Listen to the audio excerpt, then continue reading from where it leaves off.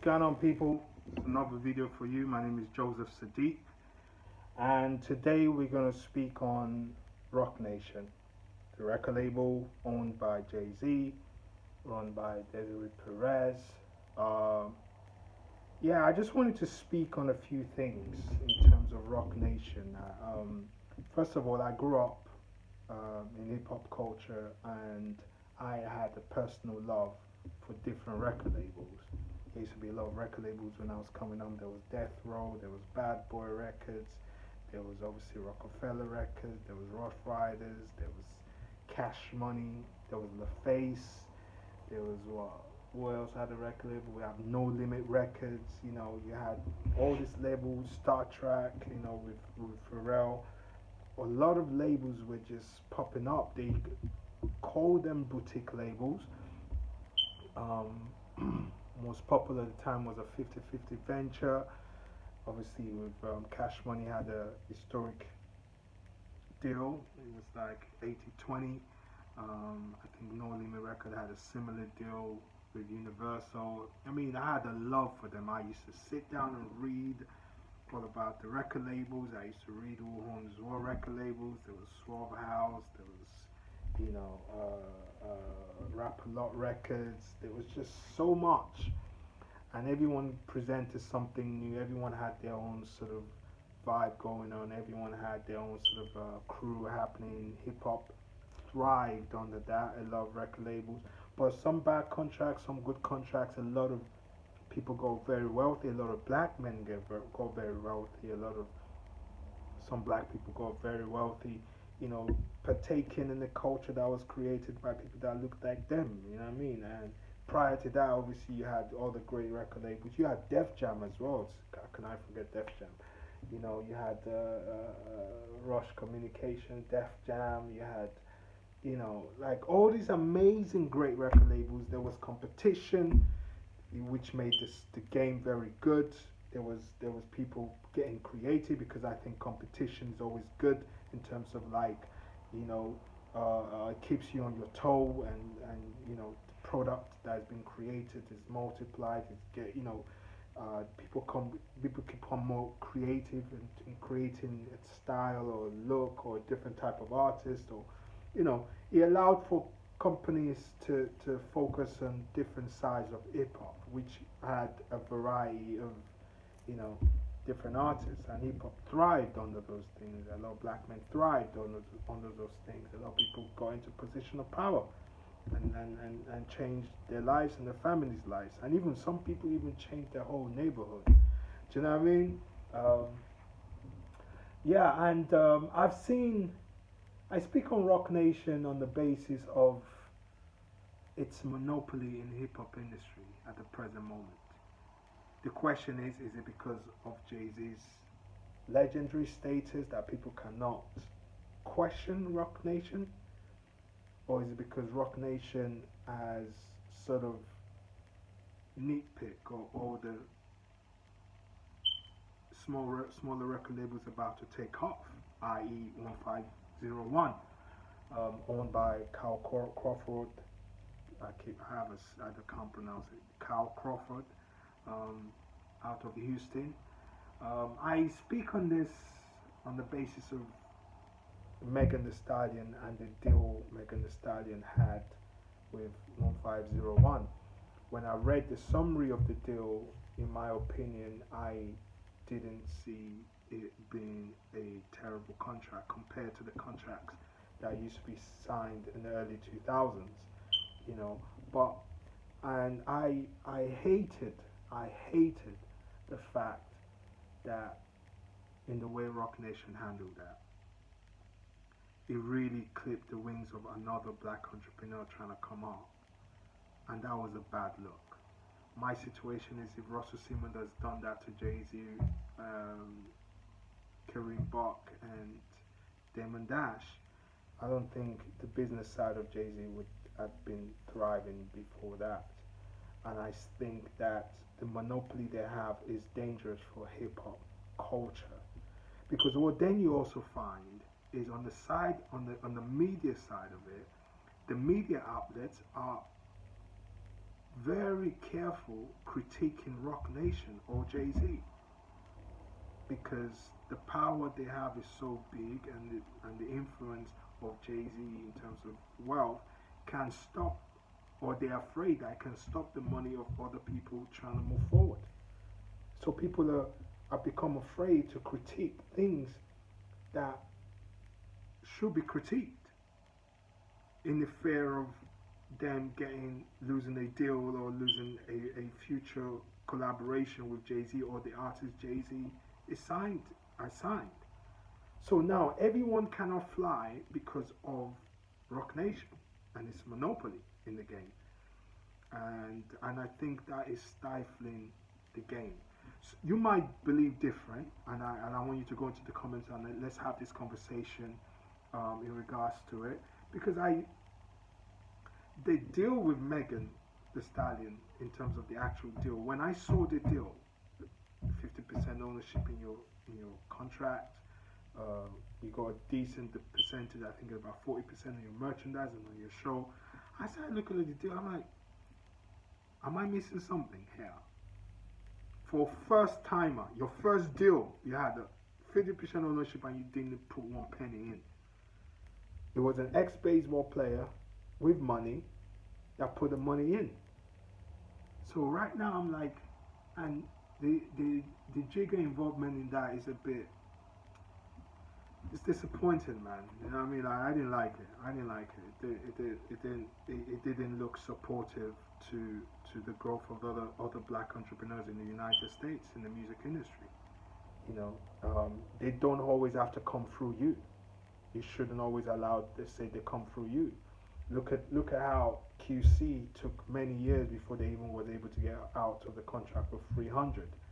You know, when they finally did, the label flourished. They had to fight for the freedom of that.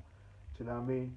And even with them, they've sold the label now for big, you know, Coach K and P. They've sold the label now to South Korean, you know, conglomerate headed by Justin Bieber's former manager. I think he's still the manager with him. But we've not seen a rise in a lot of young record labels. There's not that support for those young entrepreneurs in America to build their labels. They're getting snipped out by Rock Nation. But to Rock Nation's defense, is it them getting taken out, or is it the entrepreneurs involved and the artists involved getting starstruck? I know it sounds crazy, right? Are they getting starstruck? Because everybody wants that little post I made Jay-Z today and do the Rock Nation sign. Are they getting starstruck into giving up deals that won't allow them to fly? Is it that? Because this situation with 1501 Entertainment is no situation of being starstruck. It's a situation of Carl Crawford standing on his own too, standing in the square. The case is still in the court at the present moment. He put money into that artist. You can't take that away from me. He discovered it. Yes, T. Farris was involved. You know T. Farris. I think he had a rhyme. I think Paul Wall was talking about it. Talking about him on the track with Slim Thug and I got T. Farris. Yeah, something like, yeah, I think it was him. Don't quote me. In that track. Sleeping on Popo. Yeah, that track. Yes, T. Farris was the manager, and it was, but do not forget that it was the vision of Carl Crawford of hiring T. Farris to help him run the situation. You know, whatever happened there is none of our business. That's some music industry shit, life shit. Stuff happens. But Rock Nation involvement in that was really showed how powerful they are. They clip that man's wings. Because if we are black and we're trying to help each other and all of that stuff, Shouldn't had Rock Nation been able to sort out a deal instead of trying to be in that girl's hair and say that was a bad deal, and sort of take Megan from that man? Can you imagine if Leo Cohen and Russell Simmons tried to take Kanye West from them, Dash, Jay Z, and the rest of them in the beginning? That would have clipped their wings. So this is my argument. Is like his Rock Nation stifling the hip hop and the hip hop culture. Partly Jay-Z's fault, partly not his fault. Partly because he's a legendary guy. His legendary status goes before him. You know what I mean? And people are simps for that. So the people that are supposed to have held ground and held position will quickly sell their artist out so quickly because just to be associated with Jay-Z as opposed to walking the lonely road of building the business themselves. But I would critique and hold Rock Nation accountable of their power of monopoly for skewing our view on what a good and a bad deal is. Because I read the summary of the deal. I'm like, am I missing something? Off the bat, you're getting 50% of your masters. You're getting about 40% of merchandise. 40% of your shows, or 50. I'm like, what? That sounds to me like a partnership more than anything. So where is the wrong deal there? You weren't a star before he found you. You didn't blow up on SoundCloud. You didn't blow up on YouTube. You didn't blow up on TikTok. It was after you signed the deal that you did blow up. And obviously 300 had the investment, but that investment was the held position on that. So I fear that hip hop has become monopolized by Rock Nation. This is why I fear. Because now when I listen to conversation on popular platforms that are hip hop, no one, it's almost like Rock Nation is untouchable now. No one can hold them accountable. The smart people that I thought was put their hands up and say, yo, look, you didn't have to take that artist away from Carl Crawford. No one is saying nothing. All for the fear of, I might need to deal with Jay-Z. I might need to use Jay-Z's help to get a deal in the future. Or I might need to get money. I don't want my deal to mess up. There might be a further deal. All of our people just seem like they've been bought out. This is why I think. Tell me if I'm wrong. There are no podcasts, no great hip hop podcasts, radio stations that we all listen to, hip hop commentary people, the critics in hip hop. None of them are critiquing Rock Nation. They're shook to their boots to say anything wrong. So now Rock Nation can do anything they want. That's not good. That's not good for the culture. It's not. That sounds like a dictatorship. I might be wrong. Please tell me in the comments. It sounds to me like a dictatorship. Because when you start looking at this situation, you can't criticize Jay-Z for anything he does. You can't criticize his company for anything he does. You've skewed our opinion, into thinking that was a bad deal and use the fact that the record company has a history of giving artists bad deals to the audience that don't even know what a good or bad deal is. For a first deal, first timer, you're owning 50 of the stuff that you didn't put no money into. It's like, where's the bad deal in that? And now no one can critique Jay-Z for anything he does on the big platforms. No one is critiquing them for anything. The people in the comments on Twitter, Black Twitter, are the only ones that, or in the comments, are the only ones that are saying anything. The people that are supposed to be at the forefront of hip hop can't say nothing because they become judge, jury, execution. Like, I think it's stifling the game. I think it's stifling black businesses in terms of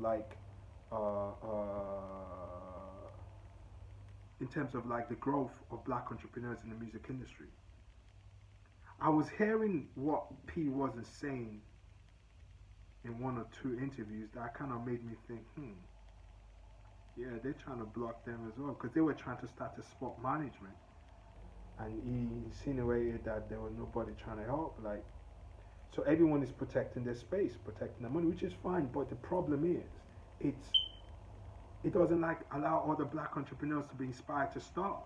I remember when we all saw Puff Daddy on the cover of Forbes with fucking Seinfeld.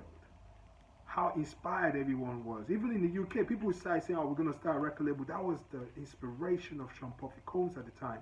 That he just inspired us to start looking into business. Period. You know what I mean? And I saw the inspiration of behind that, and we saw all of everyone trying to get into the music. It became like a gold rush at one point in the early 2000s, late 90s. You know, because of we seen other people that look like us succeeding across the pond. Do you get what I'm saying? So it was like, but now where are the inspiration for the young entrepreneurs to come up if Rock Nation can just decide one day, okay, we're gonna take Megan, we want Megan, and that's it. Nothing you can do about it. It's dangerous, man. Culture, there need to be people critiquing Jay-Z. There need to be people critiquing anybody. That's a democracy. Hip hop should be a democracy. If academics can critique Russell Simmons, then nobody else shouldn't be gone away from being critiqued. Even he started to cape a little bit.